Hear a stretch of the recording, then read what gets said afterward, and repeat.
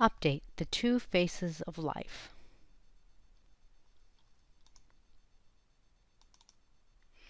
The writing on the wall reads change. Yes, if you are a smarty pants, then you'll tell me that the writing on the wall always reads change. Change is a part of everyday life. True, so true.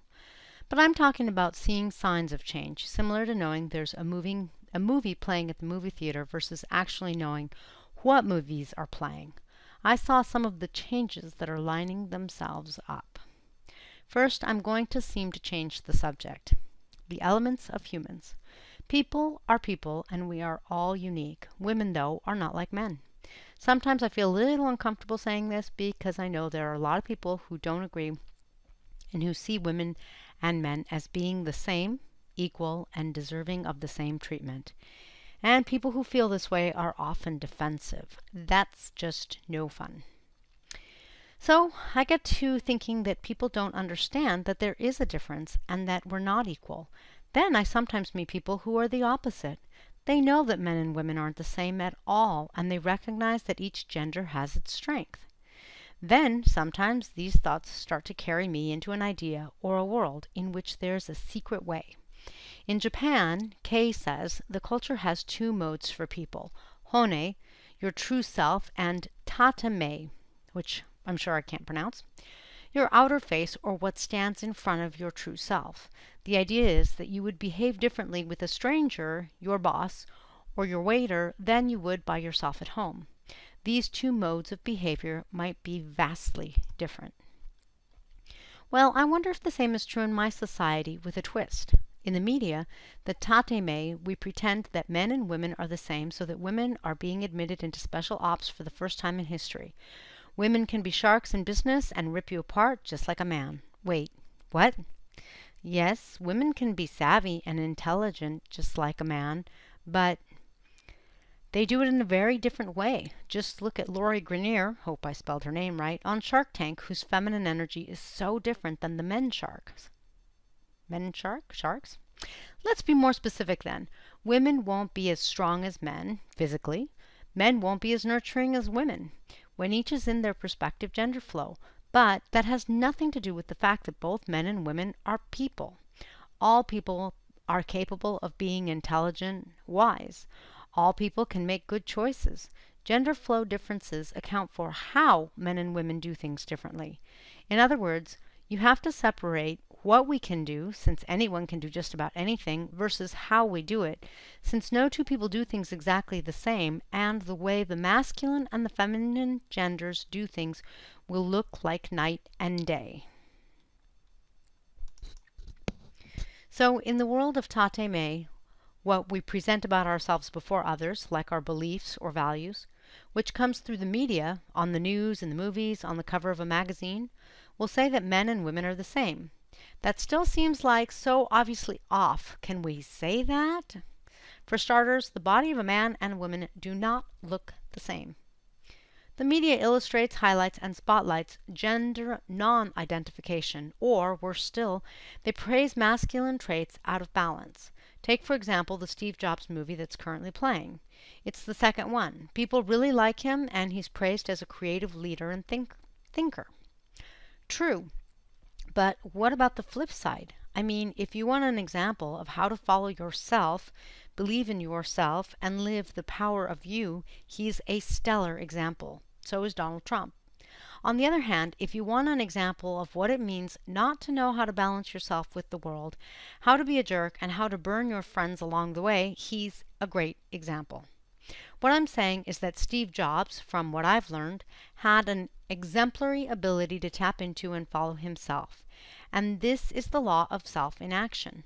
Believe in you and follow you. The kingdom of heaven is within, and if you connect to you, all will unfold for you. He's a fantastic example of this. Again, so is Trump.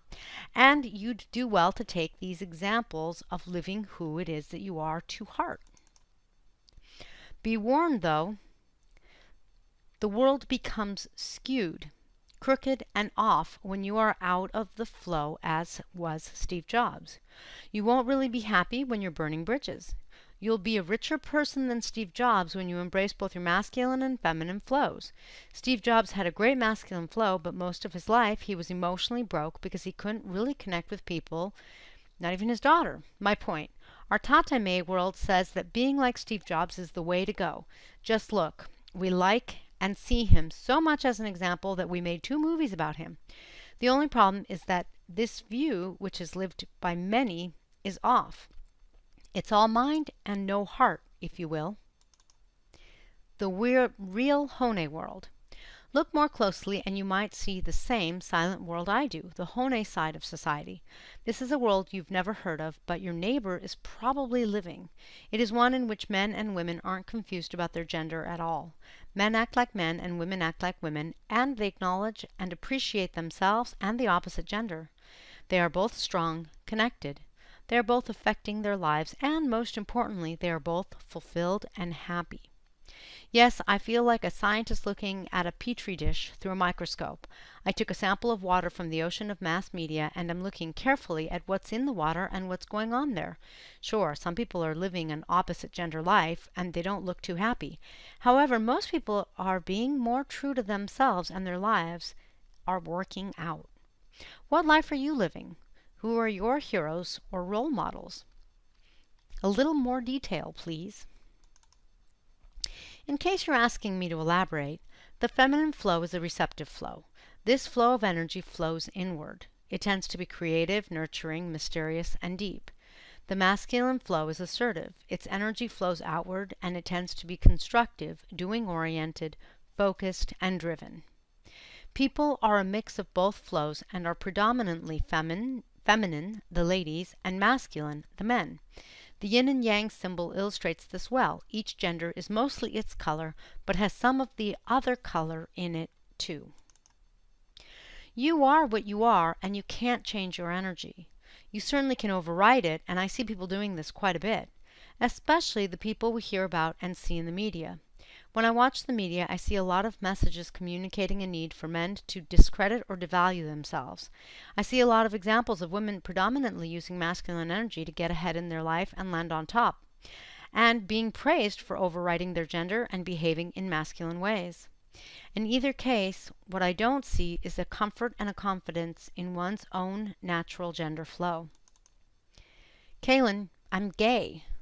Okay, but that doesn't change things, because I'm talking about gender flow, not necessarily about your sexual orientation.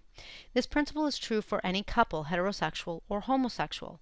In either type of relationship, there is always one person who takes on more of the masculine role and the other person takes on the feminine role, energetically speaking. This means that one of the two is more of the director, one the leader. One is more the provider, protector, the other nurturer, and so on. Love and attraction are about opposites, gender flows of masculine and feminine attracting. That has little to nothing to do with whether you are male or female, because, generally speaking, most men hold a masculine flow and most women feminine, but that's not always true at all. There are a lot of women out there that wear the pants in the family, taking on more of the masculine energy, and their male mates take on a more feminine energy. There are no rules for love, but opposite energies of masculine and feminine attract. What's most interesting to me, I sometimes say that when people spend time with me, or reading my blogs, watching my videos, the way they see life changes. Yes, you can say that spending time with me gives you a second vision about you and about your life. Well, here's how you might see yourself differently if you've made it this far on the blog. The most interesting thing to me is that some people are naturally true to their gender flow, while others believe that tatame values communicated in society and they try to change themselves. Psychologically, trying to change something about yourself, like your gender flow, is like trying to move the ocean. Can you imagine trying to force your roast beef sandwich to be a vegetarian sandwich? You may try to convince yourself that you have a vegetarian sandwich all you want, but you can never change the energetic makeup that created the roast beef. You can even take the roast beef out, but a forensic scientist will still find traces of that meat. In other words, the universe is bigger than you or me, and we can't change the universal laws that govern us, try as we might. And, my friend, I have to tell you that I tried when I was young. I tried doing it all and being a superwoman. Like many other women, I burned out. I guess age really has some advantages, like the wisdom to accept the universe. Change back. Now let's come back to the place where I started. I have changed a lot over the years. Actually, I feel like I've lived at least a handful of lifetimes since turning 21. In that sense, I feel like I'm almost 300 years old, if each life lived 50 years. When you grow and evolve, which I've dedicated my life to since my early 20s, sometimes you make great leaps and jumps in your development. You change drastically, in good ways, and then you look back at the person you were 5 minutes ago or a month ago, depending on whether the change is gradual or you experience a notable instantaneous shift in yourself, and you don't recognize that person. Sometimes that person, the former more immature you, even embarrasses you. I've grown and evolved every year, and I feel I've had several lifetimes in the span of this one body, and now I see the writing on the wall. Change is coming. I know of some obvious changes coming in our financial lives, but I also see changes coming in Kay's work ventures. Me? Oh, I see changes for me too. I love making videos and may look to turn some of these blogs into videos too. But I've had a change in which I've been more interested in writing and exploring different aspects by writing instead of talking, which I'm sure my friend Jim, psychologist doctor, would say is a different experience in the brain. That's a new one for me. How about you? Different experience? Now I'll have dinner conversations for the next dinner party I attend. What's new with me? Oh, I've been experiencing different parts of my brain. And you? The teachable moment. Last night I took my daughter to her gymnastics class where the coach insulted her.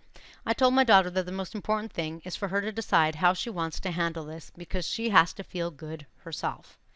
I hope you know that I don't judge whether you are male, female, or what gender flow you predominantly use. I don't care if you are intelligent or stupid, black, white, or purple. Why should I? I'm more interested in whether you are benevolent and interested in personal and spiritual growth, like me, because then we'll have something to talk about. However, for you, I hope that the most important thing is that you are either in a great place in life or that you are now empowered to question what you believe. Do you succumb to the Tatame ideas offered up by society, or do you follow your own guidance, like Steve? Sure, you may not know how to find your own inner guidance, and maybe I'll write about that soon. The first step, though, is a question. Am I who I am? Am I authentic with me? Am I honoring me? And if not, am I willing to change and allow the power of the universe to blow wind to my sails instead of trying to go against the flow of the ocean? If you want the wind to power you so that you can enjoy life and be happy, then it's time to allow yourself to change, which, ironically enough, starts by being who you already were. See, I told you that I'm all about paradoxes in life and having them work for you. Make a change. Choose your authentic self.